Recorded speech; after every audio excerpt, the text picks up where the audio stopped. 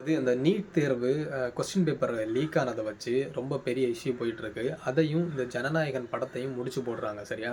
அங்க அவ்ளோ பெரிய பிரச்சனை போயிட்டுருக்கு. சிஎம் வந்துட்டு அவரோட படத்த ரிலீஸ் பண்ணியிருக்காரு. அத வச்சு அந்த கட்சிக்காரவங்க, அந்த சிஎம்மு எல்லாருமே கொண்டாடுறாங்க அப்படின்னு சொல்லிட்டு ஒரு விஷயம் ரொம்ப பரவலா போயிட்டுருக்கு. இது யாரு பரப்புறாங்க அப்படிங்கிறது உங்களுக்கு தெரியும்.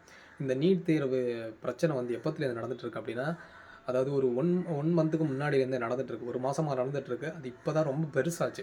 அத நெறைய பேர் வந்து அந்த அந்த ஸ்டூடண்ட்ஸ அடிக்கிறது, அ நெறைய சம்பவங்கள் எல்லாம் நடந்துச்சு. இதுக்கு காரணம் யார் அப்டின்னா, ஆல்ரெடி இந்த பேப்பர லீக் பண்ணவங்க தான் இதுக்கான ஒரு காரணம். சரியா?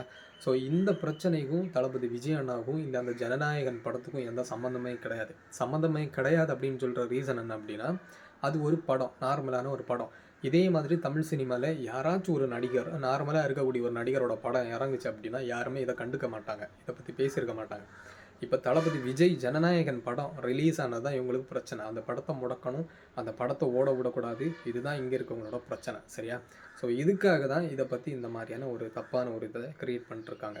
ஓகேவா? ஸோ இதுக்கும் அதுக்கும் சம்மந்தம் இல்ல. அது வந்து தப்பு தான். அந்த விஷயத்துக்கு யாருமே பதில் குடுக்காம இருக்கிறது. அதாவது நரேந்திர மோடி அவர் பதில் குடுக்காம இருந்தாரு. இப்ப குடுத்துருக்கிறாரு. அது எல்லாமே தப்பு தான். 1 மாசமா. சரியா? ஸோ அதனால தான் இவ்ளோ பெரிய பிரச்சனையாவே போச்சு. ஜனநாயகன் படத்துக்கும் அந்த பிரச்சனைக்கும் சம்மந்தம் இல்ல.